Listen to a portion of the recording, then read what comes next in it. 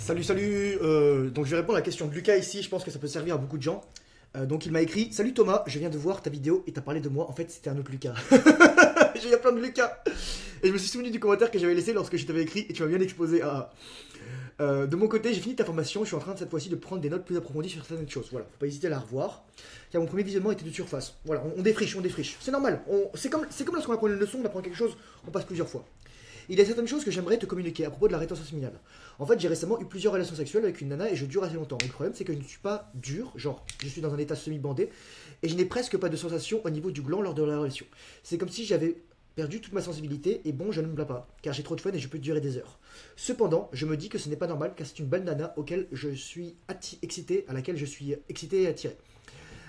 Alors pourquoi je ne serais pas dur? Au début de la relation sexuelle, je suis très dur, full excité, mais on va dire que ça ne prend pas beaucoup de temps avant que je me rende à l'orgasme. Et quand cela arrive, je contracte tout, il y a un peu de liquide qui sort de mon urètre, mais je suis encore capable de baiser seulement que je suis comme moitié bandé et je ressens beaucoup moins de sensations au niveau du gland qu'avant le début de la relation sexuelle. Je vais terminer, ensuite on va expliquer tout ça. J'ai trouvé ça bizarre. Tout cela, j'aimerais que tu m'éclaircisses sur cela, car je me demande si ce qui m'arrive est vraiment un vidage de la prostate ou c'est juste moi qui ne comprends pas comment mon corps fonctionne. Je ne crois pas que je suis déjà capable de faire un vidage de prostate, car je ne suis qu'à ma deuxième semaine d'entraînement et d'exercice. Alors je crois plus que cela est juste une éjaculation précoce que j'attends de contrôler et qui sort un peu, mais vu que je continue le rapport sexuel, je reste mis dur et je peux continuer. Merci Thomas pour ton temps, c'est vache. Alors, il y a plusieurs points à ça. Premièrement, c'est de la musculation. Muscler le périnée, muscler les abdominaux, etc. Super important. Ça, c'est la musculation muscle. Mais la musculation muscle dépend d'autres facteurs. La musculation cardiaque, pour deux raisons. 1, l'oxygénation. 2, la vascularisation. Là, le pénis, c'est de la vascularisation. Moi, je sais qu'après des heures, je suis encore méga dur. Pourquoi? Qu'est-ce qui décide la dureté de ton pénis? C'est la vascularisation. Ok? Et bien sûr, si tu veux que tu n'as pas éjaculé. Donc ça, c'est la première chose que je réglerai.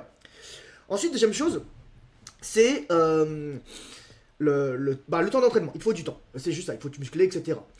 Ensuite, vidage de la prostate. Ça peut arriver. Il y a des gens qui arrivent à se vider la prostate, même sans s'être entraîné, parce qu'ils contractent les muscles qu'il faut.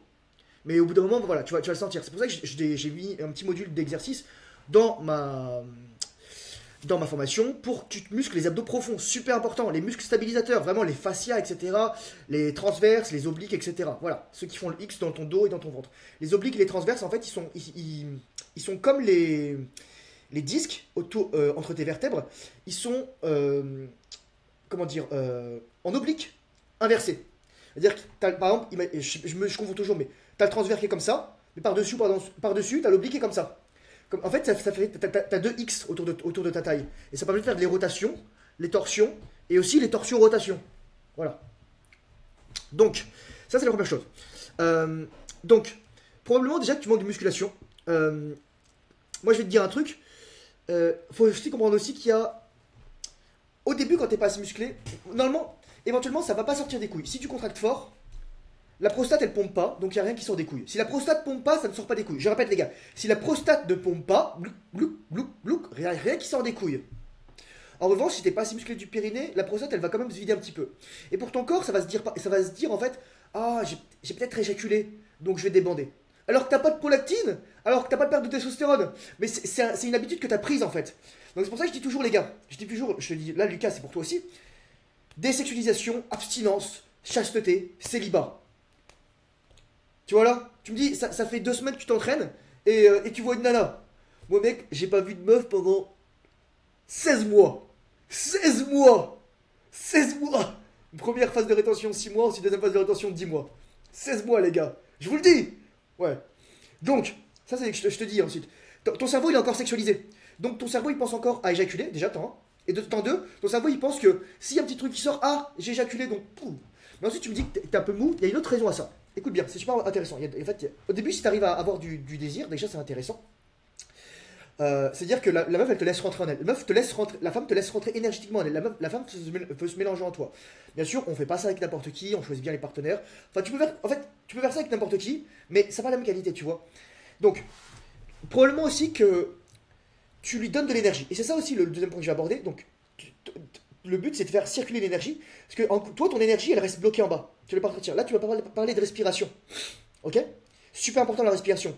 Lorsque tu as l'orgasme, respiration. Je rigole même pas, les gars. Je rigole même pas. C'est fucking. C'est juste ça. Tu visualises. Il y a un exercice justement où tu visualises la montée, l'inspiration, comme une paille, la montée de l'énergie à travers ta colonne vertébrale. C'est littéralement visualiser l'influx nerveux. Là où la tension va, l'énergie va. Et l'énergie vitale, l'énergie sexuelle, boum, ici c'est la même chose. Donc ça c'est l'autre truc, super important. Donc toi ton énergie elle stagne, elle veut quand même sortir. Et tu as du mal ensuite à la refaire revenir.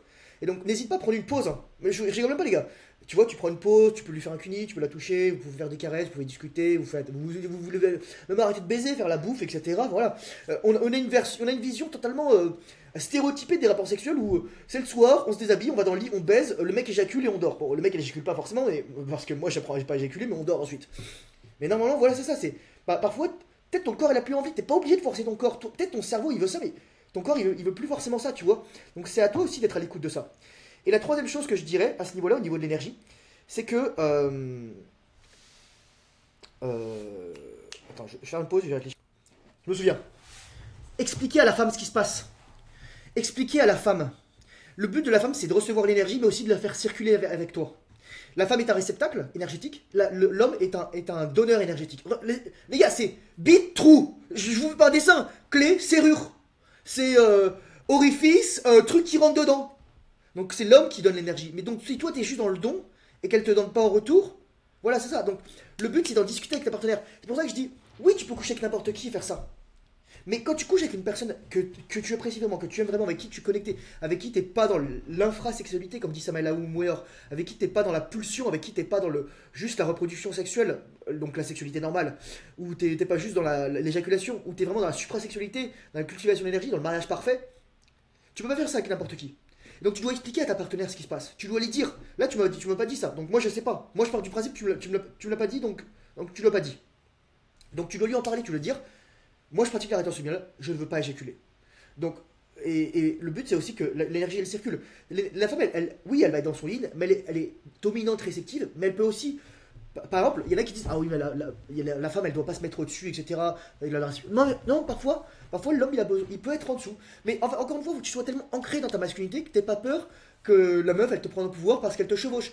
Moi la meuf je l'éclatais pendant 18 heures, ensuite j'étais fatigué, je prenais un verre de vin et elle me faisait une fellation alors que j'étais allongé ou elle me chevauchait. Et ensuite, tu sais, je lui prenais la tête et comme ça, je pouvais mettre des coups de bassin. Ou alors, elle me tenait comme ça, tu sais, elle me griffait le torse, ou je pouvais lui tenir les hanches, je pouvais lui caresser les seins, elle se mettait de face, de ventre. En plus, en fonction de la forme de ton pénis, ça peut lui stimuler différentes parties de son vagin, etc. Donc, c'est à vous de connaître ça. C'est que la femme, elle doit être consciente de ce que tu fais comme travail énergétique. Parce que la femme, elle a beaucoup plus conscience de son corps parce que c'est elle la femme, et toi, tu as beaucoup plus de ton corps parce que tu es l'homme. Mais la plupart des hommes n'ont pas du tout conscience de leur corps. Donc en fait, t'as pas du tout conscience de son corps à elle, ni de ton corps à toi. Donc finalement, t'es doublement perdant. Donc le but, c'est de partager ce savoir, c'est d'expliquer à la femme, écoute, moi je pratique la rétention sexuelle, j'ai besoin de circuler l'énergie, c'est pas juste l'énergie organique, je vous le dis juste les gars, c'est comme la virginité des femmes, c'est pas juste physique, c'est aussi psychologique.